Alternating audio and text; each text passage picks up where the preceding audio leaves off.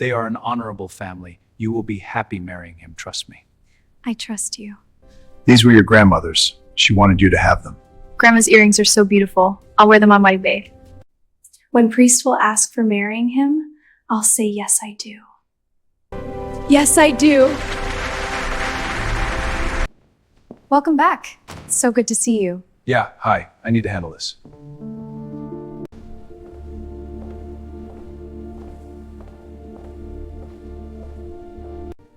Why are you doing this to me?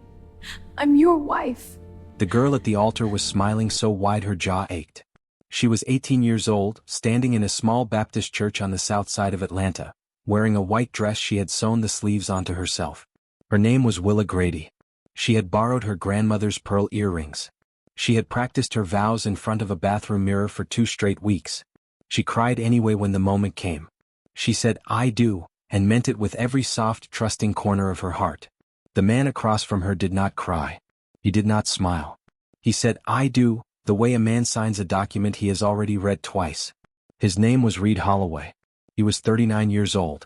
He controlled shipping routes, real estate holdings, and political connections across 4 southeastern states. He was not at this altar because he loved the girl in front of him. He was here because the Fontaine family required a marriage to finalize a port access deal in Savannah, and his people had found him a girl who would not ask questions. Father Amos Trent read the vows with trembling hands. He had baptized Willa. He had buried her mother. And when Reed Holloway's consigliere came to him 6 months ago asking for a suitable girl, Amos had given them her name. He told her a good man from a respected family wanted to court her properly. He called it God's plan. After the ceremony, Willa reached for Reed's hand. He let her hold it for a few seconds, then pulled away to greet a man in a gray suit. She stood there with her fingers still open, still reaching toward the space where his hand had been. The Holloway estate sat on 14 acres north of Atlanta. A housekeeper named Mrs. Corbin met Willa at the door with a printed schedule. She was given a bedroom in the east wing. She asked if she and Reed would be sharing a room. Mrs. Corbin paused 1 second too long before saying, "Mr. Holloway keeps a private suite. He prefers his space." Willa sat on the bed that night and opened a small notebook she had carried since she was 14. She wrote, "He's just nervous. Give him time." 3 floors away, Reed sat in his office on a call with Victor Fontaine, the 55-year-old head of the Fontaine family and the reason this marriage existed. Reed confirmed the port access timeline. Victor asked if the girl would be a problem. Reed leaned back and said, "She's 18. She'll adjust." The first 2 weeks were quiet and painful. Willa tried everything. She made breakfast and carried it to his office. He had already eaten. She asked Mrs. Corbin what he liked. Mrs. Corbin said, "He likes quiet." Willa started leaving handwritten notes around the house. One on the kitchen counter said, "Hope you have a good day." One taped to his office door said, "I made sweet tea, it's in the fridge." Reed never mentioned them. He never threw them away either. His assistant Nora found one and made a face that was almost a smirk. Reed said, without raising his voice, "Touch her notes again and you'll find a new job by Friday." Nora never touched them again. His cousin arrived on a Tuesday. Maddox Holloway was 27, warm in a way that felt easy and immediate. He found Willa alone in the garden and said, "So you're the one who finally got Reed to stand at an altar. I owe you money. I bet against it happening in this lifetime." Willa laughed. The first real laugh since moving in. Maddox walked her through the grounds, told stories about Reed as a teenager, described a version of his cousin that almost sounded human. That evening he leaned against Reed's office door frame and said, "Your wife is lonely, cousin. Might want to fix that before someone else does." Reed did not respond. But that night he walked through the kitchen while Willa was sitting at the counter eating cereal. He opened the fridge, poured a glass of water, and stood there for almost 30 seconds. Neither spoke. Then he left. But he had been there. Willa noticed. 3 days later Willa decided to cook a real Southern dinner. Cornbread, collard greens, baked chicken. She spent 4 hours in the massive kitchen. She burned the cornbread black. She oversalted the greens so badly they tasted like the ocean. She set off the smoke detector twice. When Reed walked in with 3 men behind him, the kitchen was hazy with smoke, Willa's face was flushed, and she was holding a skillet with oven mitts on the wrong hands. She looked at him and said, "I think dinner is ready. Or the house is on fire." Honestly, it could go either way. A massive enforcer named Boone, who had not smiled in Reed's presence in 6 years, let out a low chuckle. Reed did not laugh. But the corner of his mouth moved. He told the men to sit. He ate every bite of the oversalted greens and the burned cornbread without a word. That night Willa wrote, he ate everything. Maybe he liked it. Or maybe he's just polite. He doesn't seem polite though. The following Sunday Willa went back to the church alone. Flipping through a hymnal, a small handwritten card fell into her lap. The ink was faded. It read, Lord, let this union be honest. Let it be true. Let no harm come from what is built here today. She held it against her chest for a long time. That night she placed it in the frame of her bedroom mirror. She read it every morning. It became her anchor, her proof that this marriage had a sacred foundation even when Reed gave her nothing to hold on to. Reed's world leaked into hers on a Thursday evening. A supplier named Denton showed up at the estate unannounced, demanding renegotiation on a shipping route. He brought 2 men with him. They stood in the foyer like they belonged there. Willa was clearing plates in the dining room when Denton walked in without knocking, raised his voice, and slammed his hand flat on the mahogany table hard enough to rattle the glasses. Reed was mid-bite. He put his fork down, slowly. He wiped his mouth with a cloth napkin and folded it beside his plate. He stood up. He walked to Denton and stopped close enough that Denton had to tilt his chin up to meet his eyes. Reed put one hand on his shoulder. The grip was calm. That was what made it terrifying. He said quietly, you came into my house, while my wife is standing 6 feet away from you. And you raised your voice. Denton started to speak. Reed squeezed once and continued. You have 48 hours to deliver what you owe. After that your name disappears from every contact, every route, every handshake you ever made through my name. All of it gets pulled back like you never existed. Nod if you understand. Denton nodded. His 2 men were already backing toward the door. They left the estate without a single word between them. Willa stood frozen near the sideboard, still holding a plate. Her hands were trembling. She had never seen power like that before. No shouting. No threats. Just a hand on a shoulder and 5 quiet sentences that erased a man's entire livelihood. She set the plate down carefully and walked to her room. She sat on the edge of the bed for a long time, staring at the wall. The man she married was something Father Amos had never once described. Her grandmother saw it before she did. Ruth Grady was 74 years old and had survived enough in her life to recognize when something was wrong with the people she loved. She took one look at Willa walking through her front door and said, You've lost weight, baby. And you're smiling with your mouth but not your eyes. Willa said she was fine. Ruth poured 2 glasses of sweet tea and sat across from her at the kitchen table. She was quiet for a while. Then she said, That man didn't court you. I watched the whole thing from start to finish. There were no flowers delivered to this house. No nervous phone calls at 10 at night. Nobody came to my door and asked my permission to take you out. He showed up and it was done. Willa defended him. She said Reed was a private man who showed things differently. Ruth shook her head slowly. I'm not saying he's a bad man, Willa. I'm saying what happened to you was too clean. Real love makes a mess. Real love stumbles. What happened to you was arranged. Willa left upset. But that night she replayed it all. Reed had never called her before the wedding. Father Amos had handled every detail. She had never sat alone with Reed and had a real conversation before she gave him her life. She opened her notebook. For the first time she wrote nothing. 2 weeks later, Maddox invited her to a Holloway gathering at Victor Fontaine's estate in Savannah. She wore a green dress she thought Reed might notice. He didn't come. He sent her with Maddox and Boone instead. She smiled and shook hands and tried to belong in rooms full of people who wore watches that cost more than her grandmother's house. She passed a half-open study door looking for a restroom. Maddox was inside speaking to another cousin. His voice was low but clear. He said, Reed needed a clean face for the Fontaine deal. That's what this whole thing was. Father Amos picked her because she wouldn't fight back. She's a prop and she doesn't even know it. Willa stopped walking. She stepped back from the door. She did not cry. She walked to the nearest bathroom, locked the door, and lowered herself to the cold tile floor with her knees pulled to her chest. She reached into her clutch and pulled out the prayer card. Lord, let this union be honest. Let it be true. It was not honest. Not the courtship. Not the ceremony. Not the vow she had memorized. She had been selected and delivered to a man who needed a face for a business deal. She had walked into it smiling. Willa folded the card in half. Her hands were steady. Her eyes were dry. She stood, looked at herself in the mirror, and did not recognize the girl staring back. That girl had left notes on kitchen counters and believed they mattered. That girl was gone now. She found Boone in the hallway and said in a voice so flat it made the enforcer tilt his head, "I'd like to go home now." Boone had seen men crumble under pressure. He had never seen an 18-year-old go that still after learning the truth about her own life. He nodded once and said, "Yes, ma'am." They drove back in complete silence. Willa sat with her hands folded and her eyes fixed on the dark highway.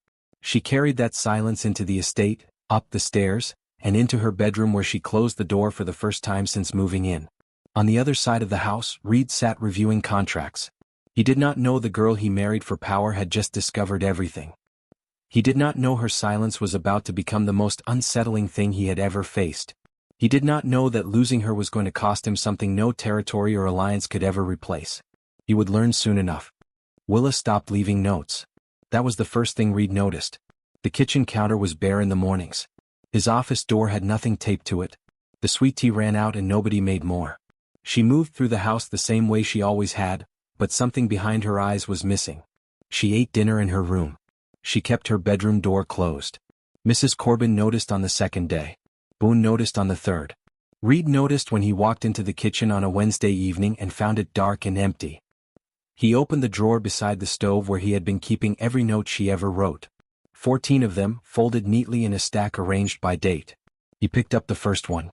"Hope you have a good day." He stared at it. Then he told Nora to find out what happened at the Fontaine gathering.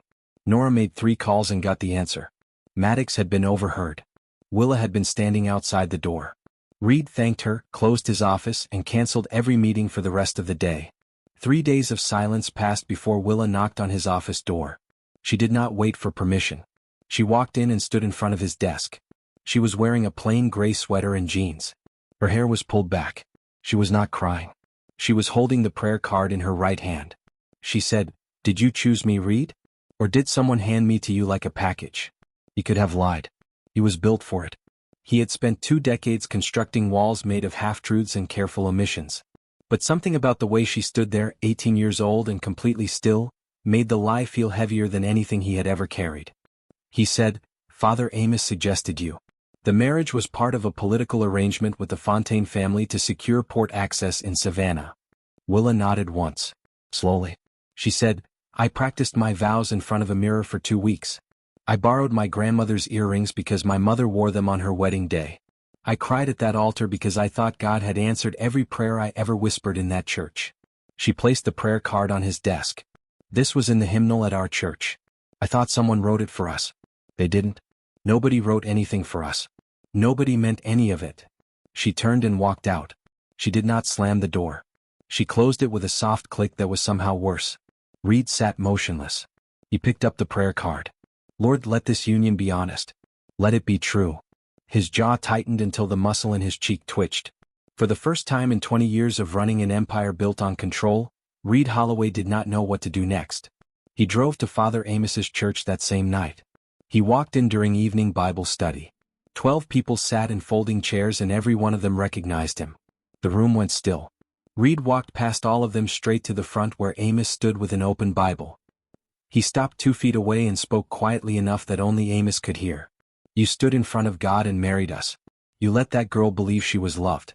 You used her faith to package her and deliver her to me." Amos opened his mouth. Reed continued. "She practiced her vows. She borrowed her dead mother's earrings. If you speak to her again, if you call, if you send a card on her birthday, this building has a new owner by Sunday morning. That is not a threat. That is a schedule." He walked out. Nobody followed. Amos lowered himself into the front pew and pressed both hands over his face. Reed dealt with Maddox the next morning. His cousin was packing a bag in the guest wing when Reed walked in and closed the door. Maddox smiled. "Morning, cousin." Reed grabbed him by the collar and pulled him close. The movement was fast and controlled. "You befriended my wife so she would trust you. You fed her warmth like bait. Then you let her hear the worst truth of her life through a doorway while you used it to climb inside this family." Maddox tried to step back. Reed held him. "Off the property by noon. Accounts frozen as of this morning. And if I hear her name in your mouth again, we're having a very different kind of conversation." He released the collar and left. Maddox was gone before lunch. Willa asked Reed if she could visit her grandmother for a few days. He arranged a car without hesitation. She packed 1 bag. She was gone for 5 days. Reed did not call her. He picked up the phone 4 times. He drove halfway to Ruth's house on the third night and turned the car around on the highway. At Ruth's kitchen table, Willa finally cried. Ruth held her and said nothing for a long time. When the shaking stopped, Ruth said quietly, "Now tell me, what do you want to do?" Willa wiped her face. "I don't know, Grandma." Ruth nodded. "That's the first honest thing you've said to me in months." While Willa was away, Reed made 3 decisions. He renegotiated the Fontaine port deal without the marriage clause, costing himself $12 million in projected revenue. He paid off Father Amos's remaining debt in full, severing every connection between the church and his operations. And he had Mrs. Corbin move Willa's belongings to the bedroom beside his suite. The connecting door was unlocked from her side only. She could open it whenever she wanted. He could not. Willa came back on a Friday afternoon. She walked through the house and found her things in a new room. She saw the connecting door. She tried the handle from her side. It opened. She closed it again. She stood there for a while thinking about what that meant. That night she could not sleep. She went to the back porch and found Reed already sitting in the dark. A glass of bourbon sat untouched beside him. She sat down 3 feet away. The Georgia heat had broken and the air was cool enough to feel like forgiveness even though nothing had been forgiven yet. Willa spoke first. "I'm 18 years old. I don't know how to be somebody's wife. I definitely don't know how to be your wife." Reed kept his eyes on the yard. "I'm 39. I've never been anyone's husband. I don't know how to be yours either." She was quiet again. Then she said, "Did you feel anything at that altar? Any of it?" He took a long time to answer. "I didn't feel anything at the altar." He paused. "I felt something the first night you fell asleep on the couch waiting for me. I stood over you for 10 minutes like an idiot because I didn't know what to do with that feeling. I still don't." She did not respond. But she did not leave either. They sat on that porch until the sky started turning gray and neither of them said another word. The days after were careful and slow. One evening Willa sliced her palm on a broken glass in the kitchen. Reed was walking past. He stopped, crossed the kitchen in 3 steps and took her hand without asking. He held it under cold water and wrapped it with a clean cloth from the drawer. His hands were large and steady and impossibly careful. She watched him. He was not looking at her face. Just her hand. She said quietly, "You kept my notes. All 14. He stopped wrapping. She said, "Why?" He said, "Because nobody has ever left me a note about sweet tea before. And I didn't know what to do with that." They were standing close enough that she could feel the warmth coming off his chest. His breathing had changed. Hers had too. She stepped back. It was deliberate. She was not giving him everything again until he earned it. He let her go. His hand stayed on the counter where hers had been. Victor Fontaine arrived at the estate 2 weeks later, furious about the renegotiated deal. He brought 3 advisors and sat across from Reed in the dining room. He said, "You threw away $12 million because of an 18-year-old girl from a church choir. Your grandfather would be ashamed." Reed stood slowly. He buttoned his jacket. "I changed the terms because the original ones required me to treat a person like inventory.